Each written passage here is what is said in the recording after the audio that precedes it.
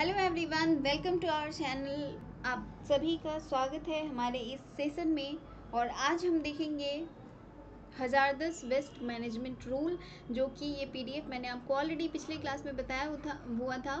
CPCB के website पे मिल जाएगा और आप वहाँ से डाउनलोड कर सकते हो, या फिर हमारे टेलीग्राम को ज्वाइन कर लो, वहाँ पे भी हम आपको प्रोवाइड कर देंगे, तो आप वहाँ से भी इसको डाउनलोड कर सकते हो। और जो ये हमारा पोस्ट है, इसके लिए आप अच्छी तरीके से तैयारी कर सकते हो। तो चलो देखते हैं एक एक करके कि इस मैनेजमेंट रूल में क्या क्या चीज़ें दी हुई हैं और इसमें क्या क्या चीज़ हमारे एग्ज़ाम के लिए इम्पोर्टेंट हो सकता है। वीडियो को लास्ट तक देखिएगा, बने रहिए इस वीडियो में लास्ट तक, क्योंकि काफ़ी ज़्यादा अच्छी अच्छी चीज़ें इसमें बताई जाएंगी जो हमारे एग्ज़ाम के लिए बहुत ज़्यादा इम्पोर्टेंट हो सकता है। सबसे पहली बात कि ये है, पब्लिश किया हुआ है 4 अप्रैल 2016 को। ठीक है, अब इसमें देख लेते हैं क्या क्या चीज़ें दी हुई हैं। तो इसमें सबसे पहले तो ये दिया हुआ है कि hazardous and other waste management and trans boundary movement rules 2015। देखो यहाँ पे सिर्फ हजारदस की बात नहीं की गई है, यहाँ पे hazardous and other waste management and trans boundary movement rule कब आया था, तो ये 2015 में। तो एक क्वेश्चन यहाँ पे ये बन सकता है। और ये कब पब्लिश हुआ था, तो ये हुआ था 24 जुलाई 2015 को। जनरली आप जानते हो कि बीपीएससी के एग्ज़ाम के लिए डाटा कितना ज़्यादा इंपॉर्टेंट होता है, डेट्स कितने ज़्यादा इंपॉर्टेंट होते हैं, तो ये डेट्स भी हमें थोड़े बहुत ध्यान रखने पड़ेंगे। जैसे 2016 में जब इसका चेक होने के बाद जब ये गैजेट जारी किया गया था, तो ये किया गया 4 अप्रैल 2016 को, जो इसका अमेंडमेंट है। ठीक है, और ये पहले आया कब था, तो ये 24 जुलाई 2015 को आया था। और ये कब किस चीज़ में आया था, तो आगे चल के हम देख लेते हैं। ये 24 जुलाई 2015 को आया है और ये लाया गया है किसके तहत, तो ये 6th, 8th और 25th सेक्शन। किस चीज़ का सेक्शन, तो environment protection act 1986। Environment protection act 1986 के सेक्शन 6, 8, 25 और 29 के तहत इसको लाया गया है। ठीक है, और इसके बाद एक और रूल लाया गया था जिसको कहते हैं super session of hazardous waste management handling and trans boundary movement rule 2008। तो दूसरा यहाँ पे क्वेश्चन ये है कि hazardous waste management handling and trans boundary movement rule कब आया था, तो ये आया था 2008 में। इसका फिर अमेंडमेंट किया गया, तो क्या बनाया गया इसको, तो आगे देखो नाम इसका अलग हो गया है, क्या है, hazardous and other waste management and trans boundary movement rule 2015। और जो अभी आया है इसको हम क्या कहते हैं, hazardous waste management and handling rule 2016।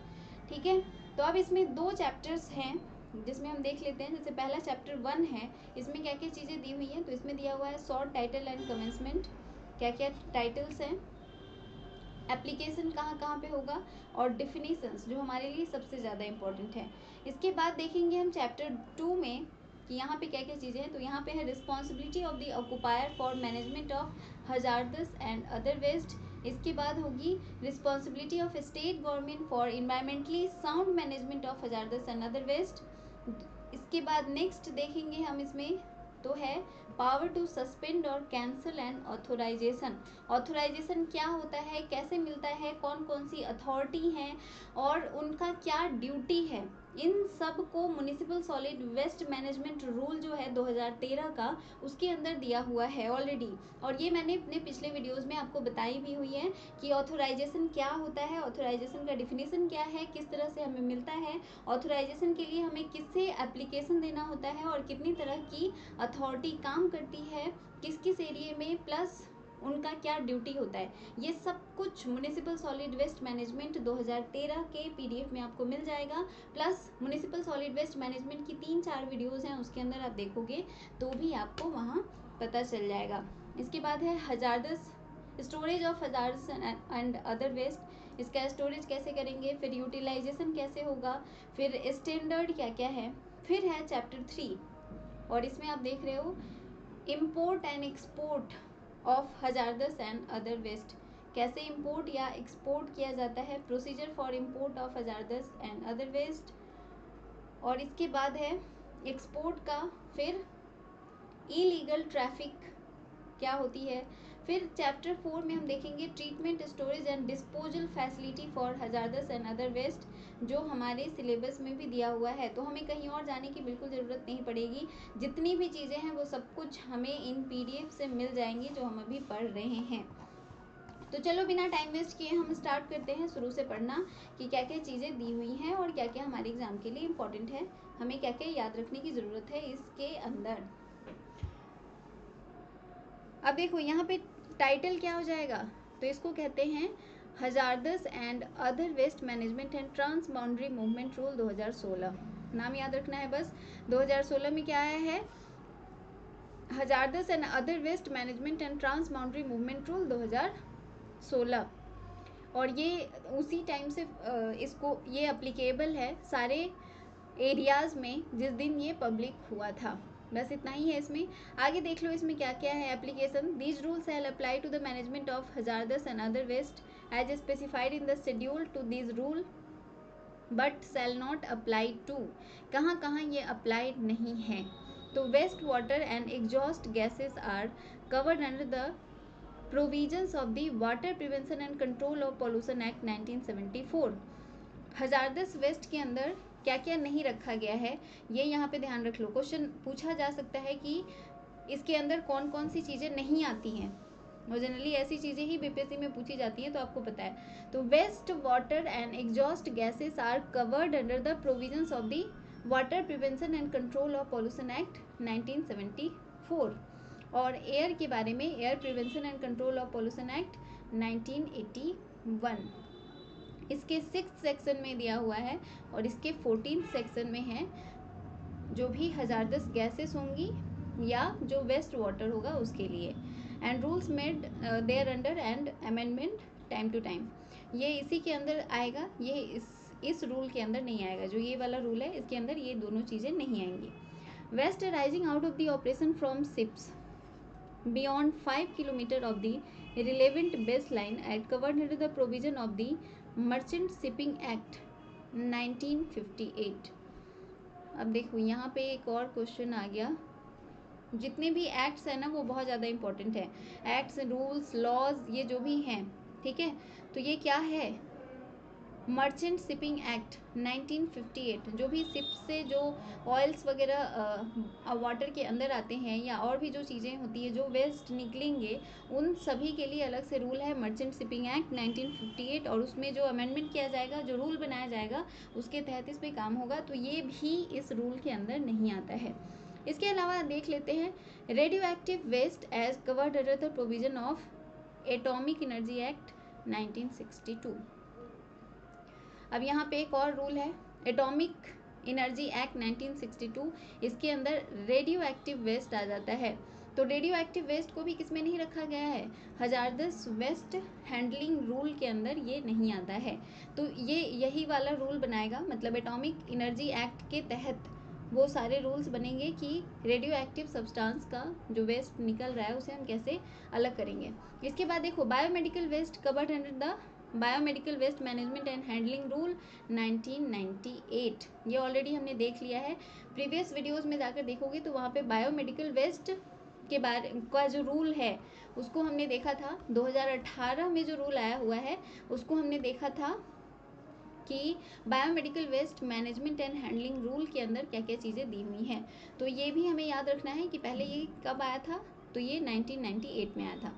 इसके बाद है waste covered under the municipal solid waste management and handling rule 2000 में आया था क्या, municipal solid waste management and handling rule. इसका अमेंडमेंट आया है 2013 में, जो हमने पढ़ा है। इसके ऊपर 4 वीडियोस हैं, इसको ज़रूर देखिएगा, ठीक है।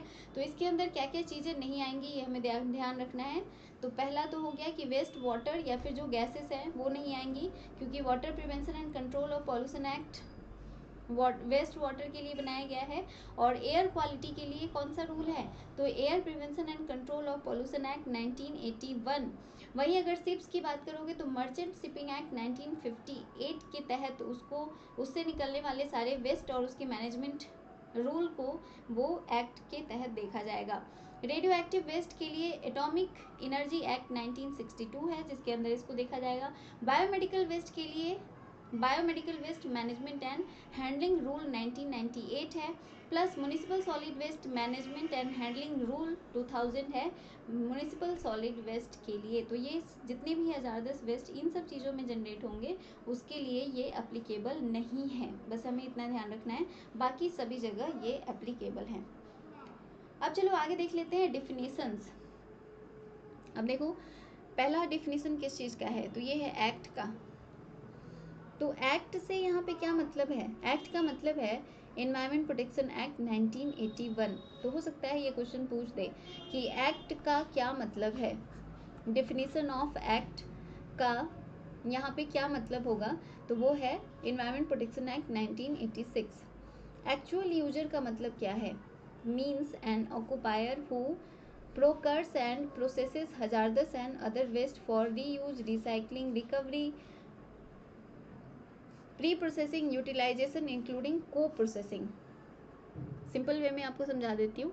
एक्चुअल यूजर का मतलब होता है कि जो भी हजारदस वेस्ट जनरेट हुआ है उन सभी को रीयूज या रिसाइकलिंग के लिए ले जाते हैं, या उसकी रिकवरी करेंगे, या उसका प्रोसेसिंग करेंगे, प्रोसेसिंग करके उसे किसी चीज़ के लिए यूटिलाइज करने लायक उसको बना सकते हैं, या को प्रोसेसिंग करें तो इस वो अथॉरिटी या वो इंसान या वो पर्सन या वो ऑक्यूपायर जो ये सभी काम को करता है उसे हम कहते हैं एक्चुअल यूजर।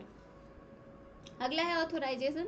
ये मैंने ऑलरेडी आपको पहले म्यूनिसिपल सॉलिड वेस्ट मैनेजमेंट के अंदर बताया हुआ है, यहाँ पे भी देख लो। ऑथोराइजेशन का मतलब होता है permission for generation, handling, collection, reception, treatment, transport, storage, use, recycling, recovery, pre processing, utilisation including co processing and disposal of hazardous waste granted under sub rule 2 of rule 6।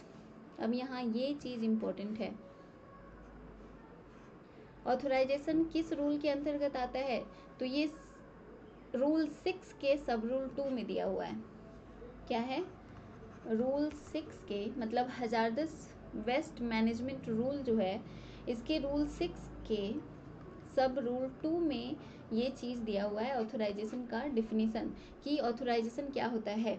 इसका मतलब होता है परमिशन लेना to waste generate करना, उसके handling का, collection का, transport का, या जो भी उससे रिलेटेड प्रोसेसेस हैं उन सभी को जो भी करता है उसे हम कहते हैं ऑथोराइजेशन।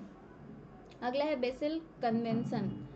अब ये क्या होता है, means the United Nation environment programme convention on the control of trans boundary movement of hazardous waste and their disposal.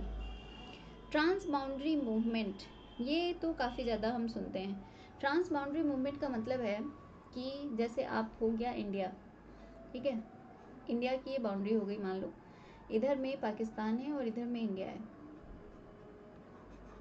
तो मान लो हमें कोई वेस्ट जो है उसके हैंडलिंग के लिए ज़रूरत है पाकिस्तान के किसी एरिए की, तो हम अपने सारे वेस्ट को यहाँ पे भेज दे रहे हैं, ठीक है, सभी वेस्ट को यहाँ पे हमने भेज दिया कि उसका हैंडलिंग अब उसका वो करेगा। तो इसी को हम कहते हैं ट्रांस बाउंड्री मूवमेंट, मतलब दो कंट्रीज़ के बीच का जो मूवमेंट होता है उसे हम कहते हैं ट्रांस बाउंड्री मूवमेंट। तो ये बेसेल कन्वेंशन क्या है, तो ये United Nation environment programme convention है, ये याद रखना है हमें।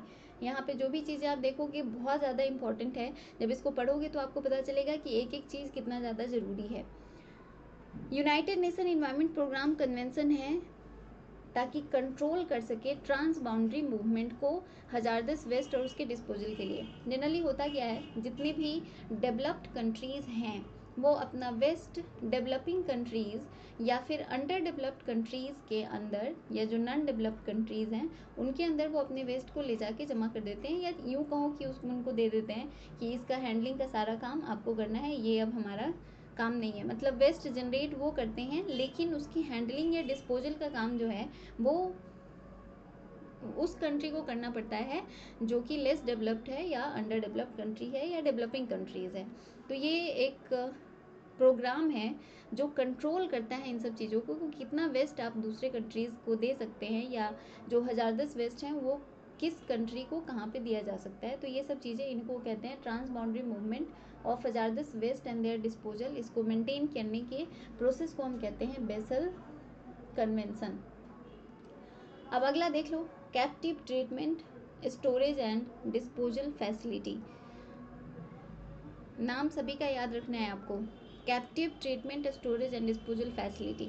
अब इसका क्या मतलब है? ट्रीटमेंट आप समझ रहे हो, स्टोरेज समझ रहे हो, डिस्पोजल समझ रहे हो, ये ऑलरेडी हमने प्रीवियस वीडियोस में आपको बताया है कि ये सब क्या होता है।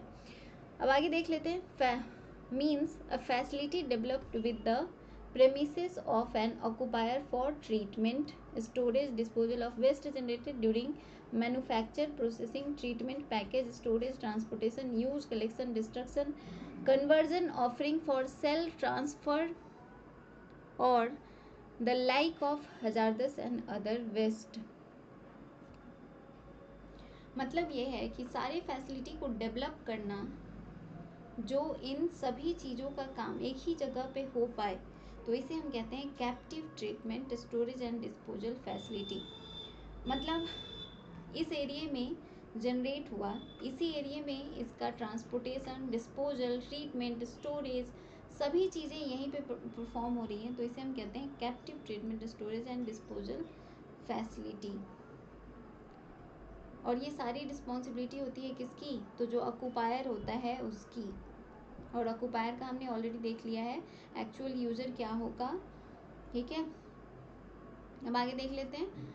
सेंट्रल पॉल्यूशन कंट्रोल बोर्ड, ये तो आप सभी लोग जानते हो। सेंट्रल पॉल्यूशन कंट्रोल बोर्ड बनाया गया था water prevention and control of pollution act 1974 के अंदर। और ये कब, किस चीज़ में बनाया गया था? तो ये सेक्शन 3 के सब सेक्शन 1 के तहत बनाया गया था। सिंपल वे में समझ लो फिर से। Water prevention and control of pollution act 1974 में बनाया गया और इसके सेक्शन 3 में के सब सेक्शन 1 के तहत सीपीसीबी का निर्माण किया गया था।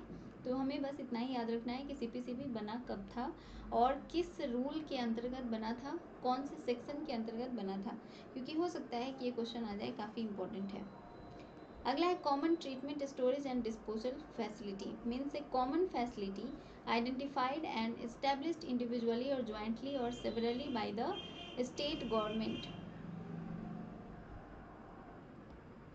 स्टेट गवर्नमेंट के द्वारा एक कॉमन फैसिलिटी आइडेंटिफाई करना जहाँ पे सारे फंक्शंस को ज्वाइंटली परफॉर्म किया जा सके या इंडिविजुअली परफॉर्म किया जा सके, तो उस जगह को बेसिकली हम कहते हैं common treatment, storage and disposal facility. ये कोई ऑक्यूपायर है उसके द्वारा भी किया जा सकता है या ऑपरेटर, जो उस फैसिलिटी का ऑपरेटर है उसके द्वारा भी किया जा सकता है, या फिर common facility by multiple occupiers और actual users for treatment, storage and disposal of the hazardous and other waste. सिर्फ हजारदस वेस्ट के लिए नहीं है, ये सभी के लिए है।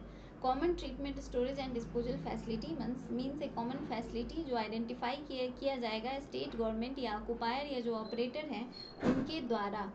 ठीक है, चलो आगे देख लेते हैं। आगे है को processing, means the use of waste material in manufacturing process for the purpose of energy और रिसोर्स रिकवरी और both and resultant reduction in the use of conventional fuel और रॉ मटेरियल और both through substitution.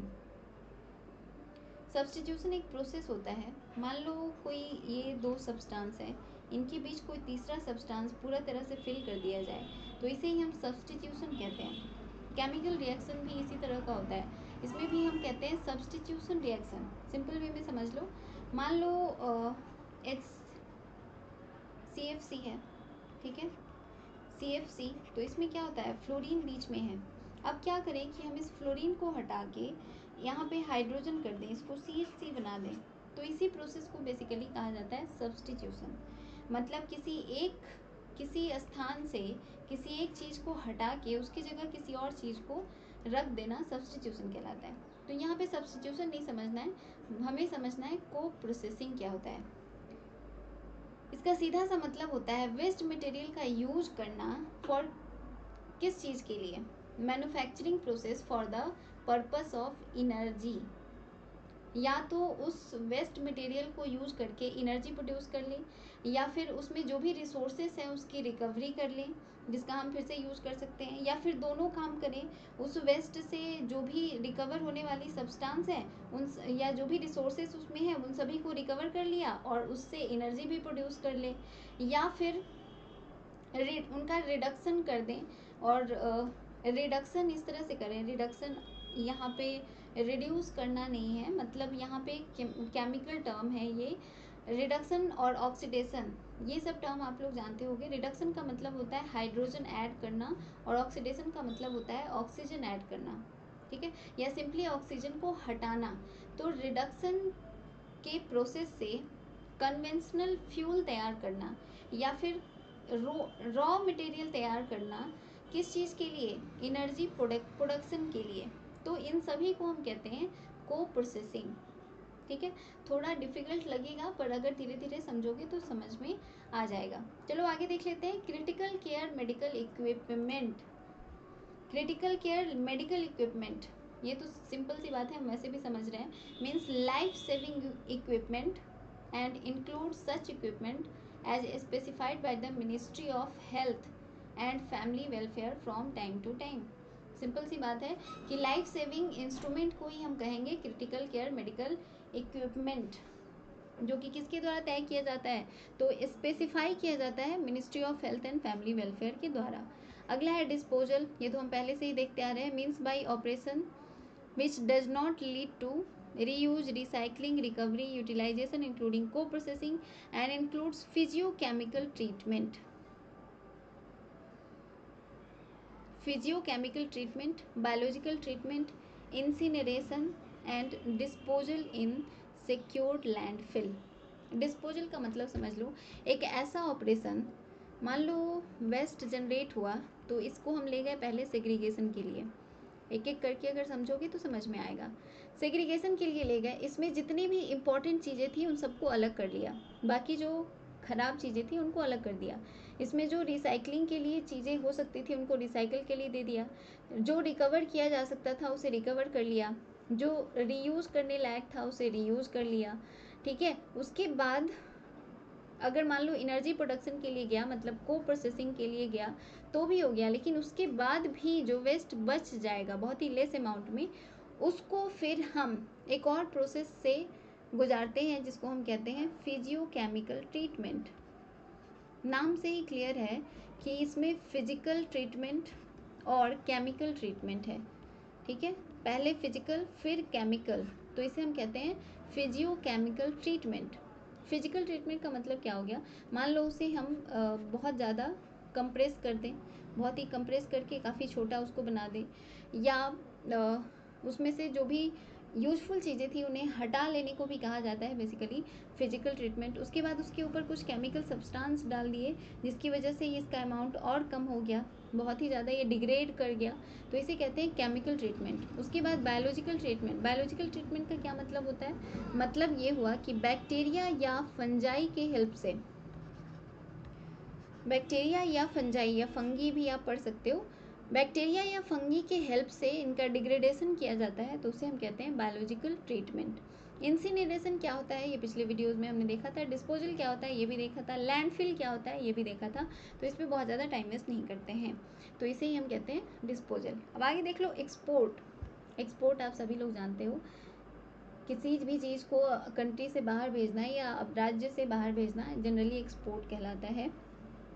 Grammatical variations and cognate expression means taking out of India to a place outside India, इसे कहते हैं export. Exporter का मतलब हो गया जो इन सब चीज़ों को एक्सपोर्ट करता हो, वो पर्सन या ऑक्युपायर या जुरिस्डिक्शन जो कंट्री से बाहर हजारदस वेस्ट को एक्सपोर्ट करता है या अदर किसी वेस्ट को, उसे हम कहते हैं एक्सपोर्टर।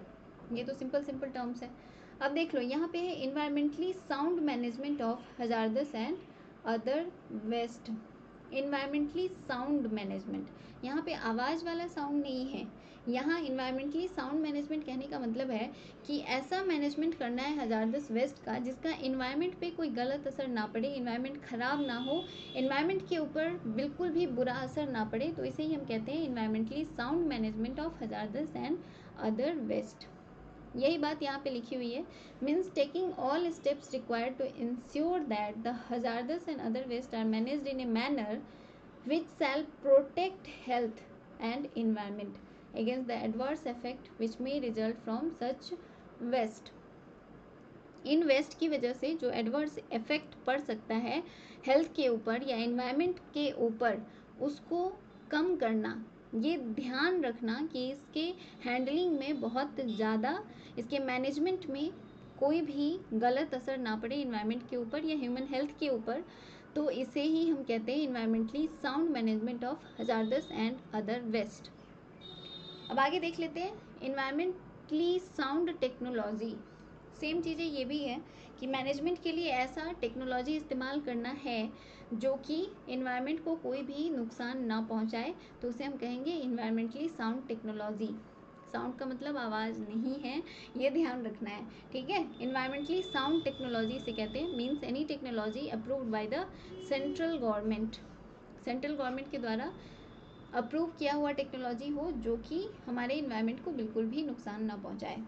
अगला है facility, means any establishment wherein the process incidental to the generation, handling, collection, reception, treatment, storage, reuse, recycling, recovery, pre-processing, co-processing, utilization, disposal of others and other waste are carried out।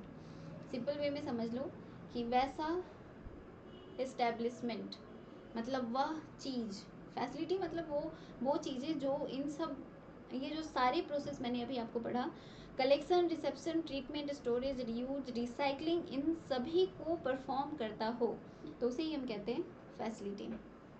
अगला है form. Form means a form appended to this rule. इन rule के लिए जो form बनाया गया है उसे ही हम कहते हैं फॉर्म। अब आगे देख लो, यहाँ पे आ गया हजारदस वेस्ट क्या होता है। अब ये डेफिनेशन याद रखना है हमें, क्योंकि ये मिनिस्ट्री के द्वारा दिया हुआ डेफिनेशन है। Means any waste which by reason of characteristics such as physical, chemical, biological, reactive, toxic, flammable, explosive or corrosive causes danger or is likely to cause danger to health or environment, इसी को हम कहते हैं hazardous waste. मतलब वह waste जो, मतलब जिसकी कैरेक्टरिस्टिक चाहे फिजिकल, केमिकल, बायोलॉजिकल कोई भी कैरेक्टर हो, वो रिएक्टिव होगा, टॉक्सिक होगा, फ्लैमेबल होगा मतलब ज्वलनशील होगा, एक्सप्लोसिव होगा या कोरोसिव होगा, ठीक है, जो कि डेंजर होगा हमारे हेल्थ के लिए और इन्वायरमेंट के लिए, उसे हम कहेंगे हजारदस वेस्ट। वेदर अलोन और in contact with other waste और सब्सटेंसेस, या तो वो अकेले ही नुकसान पहुंचाए या फिर किसी और वेस्ट के कांटेक्ट में आने पे नुकसान पहुंचाए। तो सिंपल वे में इतना समझ लो कि वह वेस्ट जो हमें नुकसान ही पहुंचाए सिर्फ, उसे हम कहते हैं हजारदस वेस्ट। अब देख लो इसमें क्या क्या इंक्लूड किया गया है। Waste specified under column 3 of schedule 1, waste having equal to or more than the concentration limit specified for the constituent in class A and class B of schedule 2। ये सब चीज़ें हमें ध्यान देने की है। कॉलम 3 में शेड्यूल 1 में दिया हुआ है क्या, जो भी वेस्ट स्पेसिफाई किया गया है उन्हें ही हम कहेंगे hazardous waste.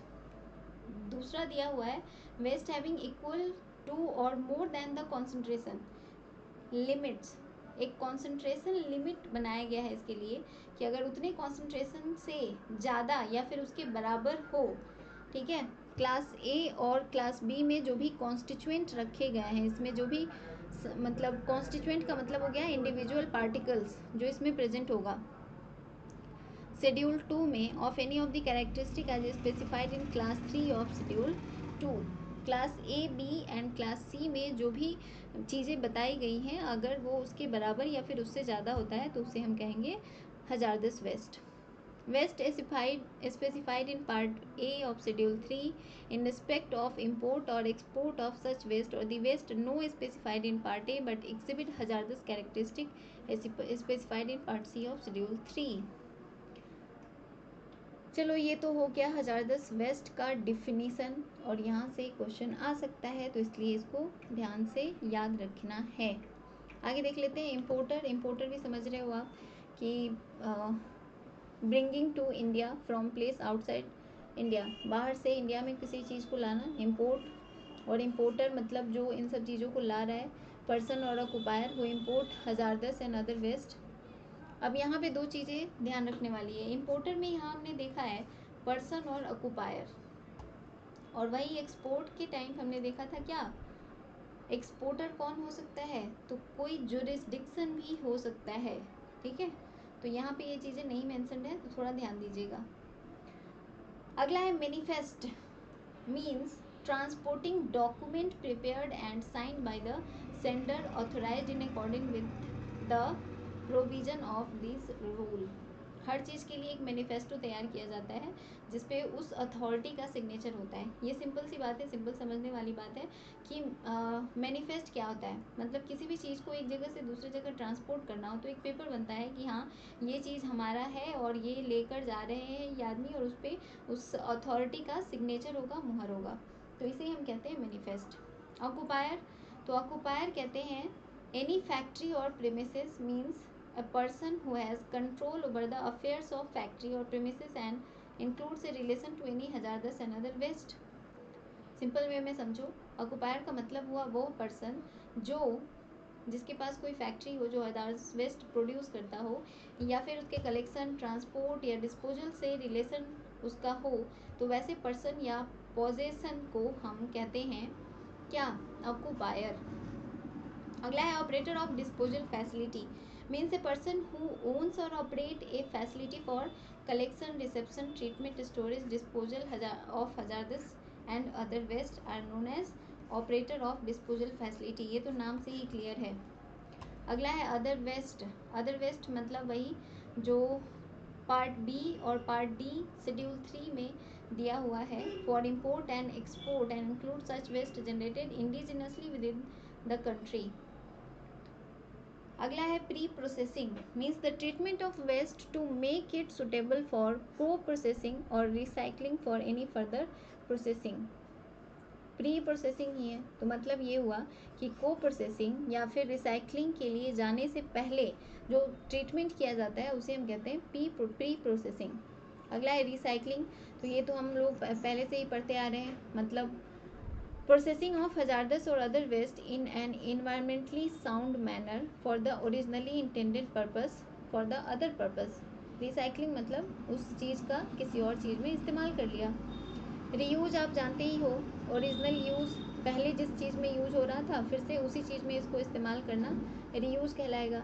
Recovery means any operation और activity wherein specified material are recovered.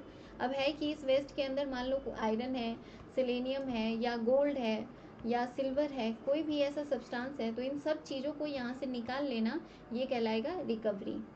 Schedule तो आप सब लोग जानते ही हो, schedule appended to this rule. State government, ये तो हम सभी लोग जानते हैं, relation to a union territory means the administrator therefor appointed under article 239 of the constitution. तो ये तो स्टेट गवर्नमेंट और स्टेट के बारे में पॉलिटी में ऑलरेडी पढ़ना है तो वहाँ पे आप लोग जाके इसको पढ़ सकते हो। स्टेट पॉल्यूशन कंट्रोल बोर्ड, अभी हमने देखा था सीपीसीबी यानी कि सेंट्रल पॉल्यूशन कंट्रोल बोर्ड, अभी है state pollution control board, means the state pollution control board constituted under section 4। अब ये ध्यान रखना है, सेक्शन 4 में इसकी बात की गई है, किस चीज़ में, water prevention and control of pollution act.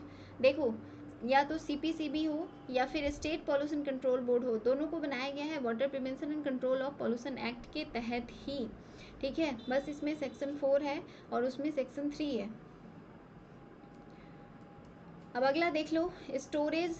Storage का मतलब है मीन्स स्टोरिंग एनी हजारदस और other waste for temporary period, कुछ टाइम के लिए उसको जमा करना, at the end of which such waste is processed और डिस्पोज्ड, मतलब प्रोसेसिंग के पहले, प्रोसेसिंग में ले जाने से पहले उसको टेम्पोररली कहीं पे रखते हैं तो उसे ही हम कहते हैं स्टोरेज।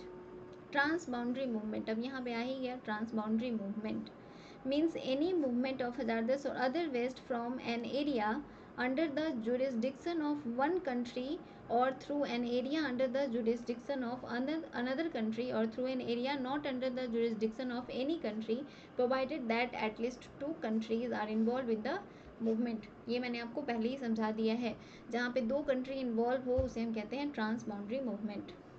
ट्रांसपोर्ट आप समझते हो, off site movement of hazardous waste by air, rail, road और वाटर, तो इसे कहेंगे ट्रांसपोर्ट। ट्रांसपोर्टर कौन होगा, तो ऑफ साइट ट्रांसपोर्टर फॉर मतलब जो पर्सन इस चीज़ में इंगेज्ड है। ट्रीटमेंट हम पहले ही देख चुके हैं, मीन्स द मेथड और technique for process design physical, chemical और बायोलॉजिकल कैरेक्टरिस्टिक और composition of hazardous waste and other so as to reduce its potential to cause harm. Hazardous waste के हार्म पहुंचाने की पोटेंशियल को कम करने को ही बेसिकली ट्रीटमेंट कहा जाता है। सिंपल वे में समझ लो।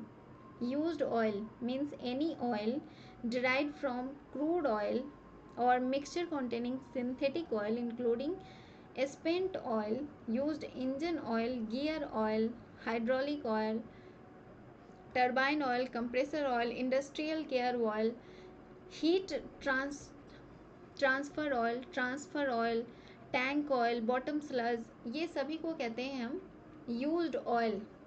गाड़ी में भी हो जाता है ना, बहुत दिन तक हम इस्तेमाल करते हैं फिर उसको चेंज कराते हैं। Suitable for reprocessing if it meet the specification laid down in part A of the schedule 4 but does not include waste oil. Used oil तो बोलते हैं लेकिन वेस्ट ऑयल इसमें इंक्लूड नहीं किया जाएगा, ठीक है। Utilisation means use of hazardous और अदर वेस्ट और अदर रिसोर्स। अगला है waste means material that are not product और by product for which the generator has no further use for the purpose of production, transformation और consumption. Simple सी बात, waste हम लोग पहले से ही जानते आ रहे हैं, पढ़ते आ रहे हैं। वेस्ट का मतलब होता है कि वह चीज़ जिसका इस्तेमाल हम अब किसी भी काम में नहीं करेंगे उसे हम कहते हैं वेस्ट। देखो ये सभी चीज़ें हमने यहाँ पे देख ली हैं, थोड़ा सा इसको देखते हैं और आज की क्लास में इतना ही रहने देंगे। बाकी चैप्टर 2 में जो भी चीज़ें हैं उसको नेक्स्ट डे पढ़ेंगे। इस तरह से करके एक एक चैप्टर हम एक एक दिन पढ़ते हुए चलेंगे, क्योंकि काफ़ी ज़्यादा चीज़ें इसमें दी हुई हैं, तो एक दिन में पॉसिबल नहीं है कि सभी को क्लियर कराया जा सके, ठीक है। तो फिलहाल आज के लिए इतना ही रहने देते हैं। अगले दिन हम लोग इसके आगे चैप्टर 2 पढ़ेंगे और फिर चैप्टर 3 पढ़ेंगे और बाकी सारी चीज़ें यहाँ पे हम देखेंगे कि क्या क्या चीज़ें इंपॉर्टेंट है हमारे एग्ज़ाम के लिए।